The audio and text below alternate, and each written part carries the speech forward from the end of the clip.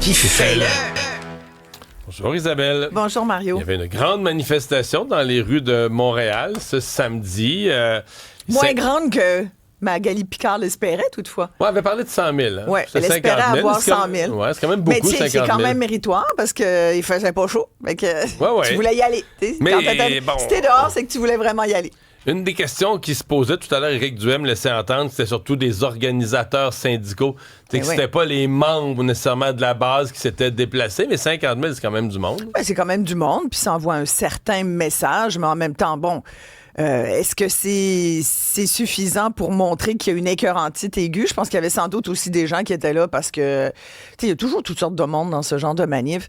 Mais t'as des gens qui participent à toutes les manifs. Comme Québec solidaire, là, toutes les fins de semaine, là, le vendredi, leur service de communication nous dit à quelle manifestation ils vont participer la fin de semaine. Moi, j'avais un prof de sociologie à l'université et à chaque début de cours, il nous expliquait la manifestation à laquelle, une fois c'était pour les Autochtones, l'autre fois c'était pour l'environnement, une fois c'était pour une cause sociale. Ils participaient. C'est comme un... Mais je regarde en forme. Il y en a qui font du ski, il y en a qui font du ski, il y en a qui font de la manif. Il y en a qui ont fait leurs 7000 pas samedi lors de cette manif. Non, mais sans blague, ce qu'il faut voir là-dedans, on a quand même... Je parlais de Magali Picard parce que elle a quand même lancé cette invitation au 1er mai prochain, 2026, à un certain chaos social, c'est-à-dire de faire espèce de front commun pour démontrer le fait que les classes moyennes au Québec en arrachent, que tout le monde est écœuré, que ça n'a plus de bon sens, que les travailleurs sont plus capables de fonctionner, que les syndicats ne sont plus à même non plus de protéger leurs membres.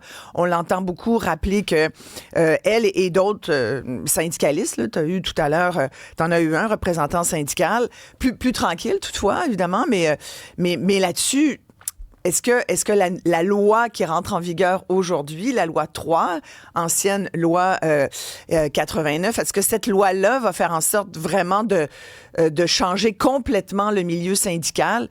Je suis pas sûre. Est-ce que pour les travailleurs syndiqués qui nous écoutent aujourd'hui, il y a un véritable changement? Une chose est sûre, ce qui a dérangé les syndicats, puis ce qui dérange les syndicats aujourd'hui, c'est qu'ils vont devoir faire certains devoirs. Moi, je pense qu'il y en a beaucoup qui le faisaient déjà, entre autres, faire démontrer des états financiers. Je pense que la FTQ, la CSN, les grandes centrales syndicales le font. Après, plus la CSN que la FTQ, je te dirais. Sans doute. Mais tu sais, je suis pas dans leurs états financiers, même si normalement, ils sont disponibles. Hein. Ce qui est. Puis là, je me rallie un peu quand les grandes centrales disent que ça va être un peu ridicule pour des petits syndicats où il y a, en région, sont 50, là, dans une industrie. Non, est-ce que tu vas leur imposer des frais de comptable supplémentaires? Mais il y a des questions réelles. Complètement. Après, est-ce que... Moi, j'avoue que le lien... On sera plus capable on va être obligé d'augmenter les cotisations de nos membres. Ça va coûter plus cher à tous les travailleurs syndiqués.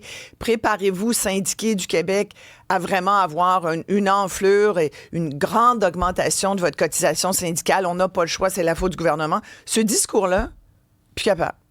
Ça me fait penser aux médecins qui disent, puisque c'est ça, la loi 2, vous allez voir, là, ça va être l'enfer, on sera plus capable, vous allez perdre votre médecin de famille, ils vont tous s'en aller en Ontario.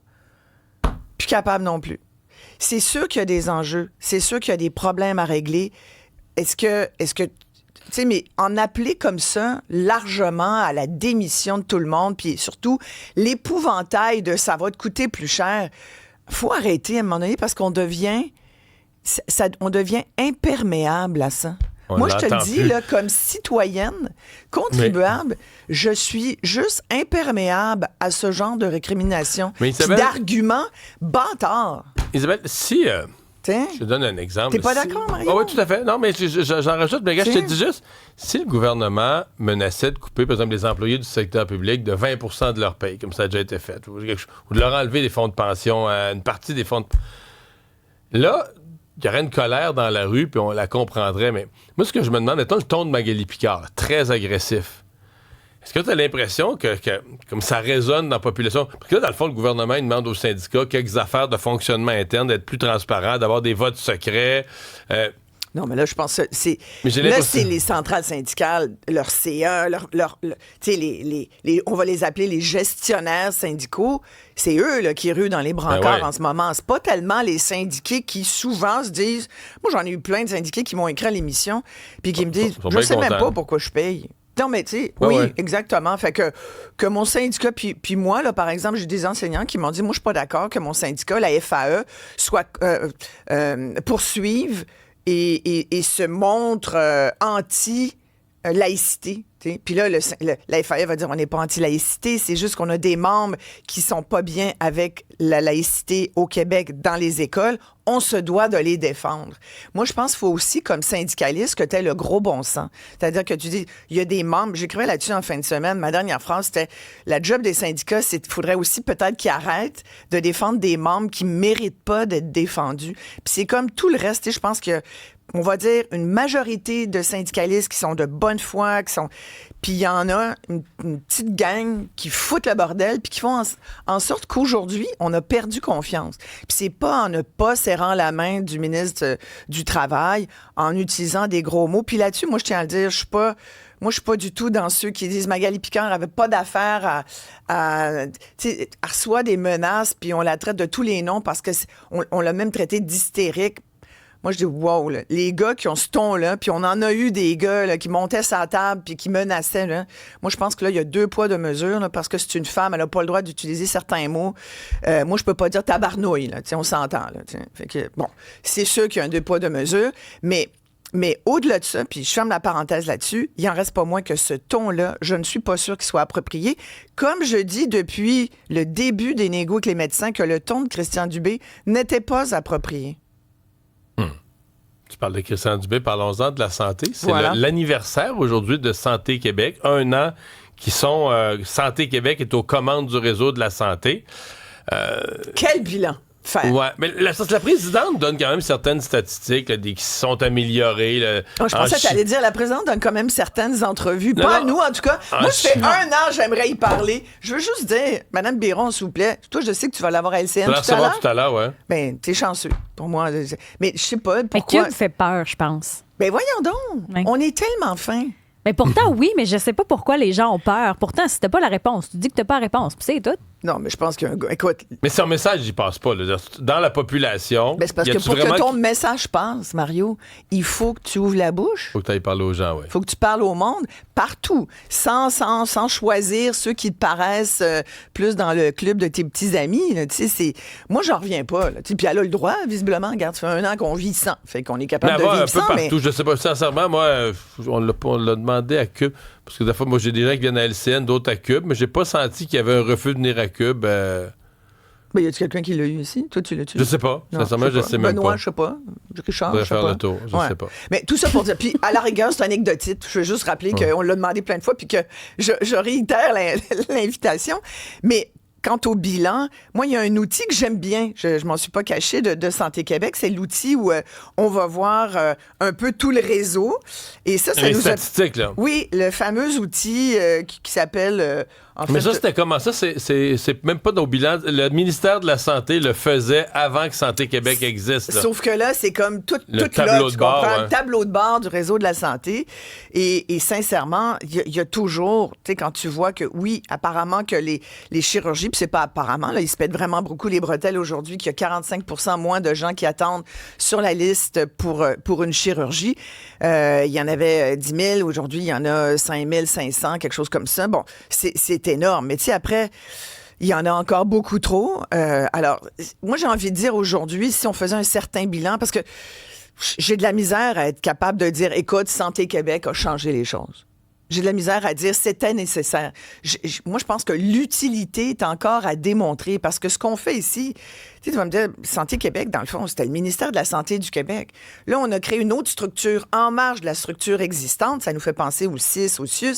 Puis et une structure quand même assez coûteuse avec des jobs de Top Gun à 600 000 $700 000.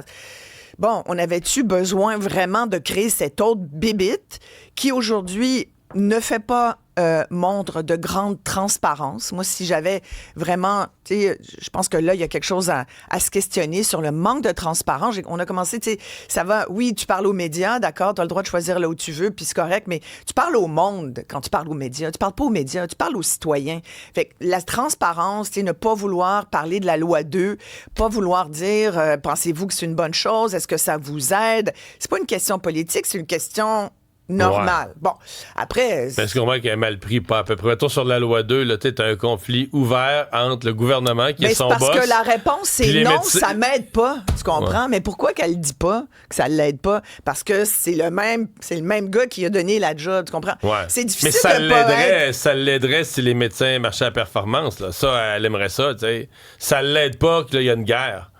Ça l'aiderait s'il y avait Écoute, vite de même, là. Moi, je veux pas que mon médecin marche à la performance. Je veux que mon médecin travaille, puis je pense qu'il travaille, là. Tu sais, moi, samedi, deux exemples. Je suis allée au CHUM, j'avais pas eu le temps d'y aller, j'avais un médicament que je dois aller chercher pour ma migraine, un préventif, que le gouvernement ne veut pas me rembourser, mais que, bref, j'avais un médicament là à aller chercher, que j'aurais dû avoir, mais que j'avais pas eu, bref. Évidemment, samedi, les portes sont barrées. Là. Tu vas en neurologie, tu vas dans tous les départements. Il n'y a plus personne qui travaille là. C'est du lundi au vendredi, 9 à 4 moins quart. Pointe-toi pas à 4 si ça ferme à 4, 4 moins quart. Puis personne qui est là, ils ont leur manteau sur le dos. J'ai croisé un neurochirurgien qui, lui, était là. Puis il s'en allait au bloc opératoire. Écoute, il m'a vu, puis il m'a dit « Voulez-vous, je vous parle de la loi 2 ». Et là, soudainement, il est devenu rouge. Il y avait la boucane qui sortait. Il dit « Moi, je travaille 100 heures par semaine. Je suis monoparental, j'ai 3 enfants. Partez-moi pas sur la loi 2 ». Moi, j'ai juste posé la question. Je pensais pas starter un feu. Mais écoute, il était tellement... Alors, oui, il y a des médecins... Puis, tu sais, j'en doute pas un neurochirurgien, tu sais, le genre de personne que tu veux pas voir dans ta vie, sauf peut-être dans un barbecue à jaser de la pluie du beau temps, mais tu veux pas être couché sur sa table, tu comprends? Parce que ça veut dire que ça va pas bien dans ta tête pour toi. Mais... Tu sais, puis c'est toujours les médecins, il me semble, qui devraient pas se fâcher, qui se fâchent. Puis ceux qu'on veut effectivement convaincre de travailler un petit peu plus, ceux-là, on dirait qu'on les entend pas. Mais bref, j'étais au CHUM aussi. Pourquoi? Parce que je suis allée avec une amie qui s'est cassé un os du pied samedi, début d'après-midi. Pas de médecin de famille, pas de GMF, pas de capacité d'avoir un rendez-vous. Où est-ce que tu penses qu'on s'est ramassé? Mais de toute façon, à l'urgence. Mais GMF, de toute façon, il l'a renvoyé en urgence. Ils peuvent pas faire de radiographie. Et ça, c'est une autre affaire. Comment ça se fait? C'est l'urgence, vous avez dit attendre 2 jours. Ben écoute, finalement, ça c'est 12 heures plus tard. Non, mais je veux dire, elle était dans des douleurs incroyables, incapable de marcher. Bon. Fait que finalement, 12 heures plus tard, tu te dis, je me pose la question, c'est-tu vite, ça? C'est-tu considéré vite? Pour une fracture, ça va vite quand même, 12 heures. C'est pas si mal, ouais. tu sais. Puis pour ça, tu regardes la salle d'attente, mais sincèrement, comment se fait-il? Si tu me demandes, c'est P4, là. C'est pas P3, là. Tu sais, on rappelle, P4, t'as pas vraiment d'affaires à l'urgence. Tu devrais être prise en charge par une clinique. Comment se fait-il que c'est pas ça? Tu vas dans d'autres civilisations, ça se peut, tu sais, t'as un appareil qui te passe une radio, t'as même des fois des scans, puis t'as ça, tu sais, à la rigueur. C'est comme les 15% de gens qui sont encore à l'hôpital et qui n'ont pas d'affaires là. Tu comprends? Mais ici, on te répondra, c'est gratuit. Oh, mon Dieu. C'est la réponse à tout. Mais tu me garoches ça, là, comme ça, en fin de crédit. Non, mais ce n'est pas gratuit. C'est la réponse à tout ce qui marche pas. Ce n'est pas gratuit. Écoute, est-ce que ça... Ben, tu sais, la question qu'on doit se poser avec Santé Québec, est-ce que ça marche mieux aujourd'hui que ça marchait il y a 1 an?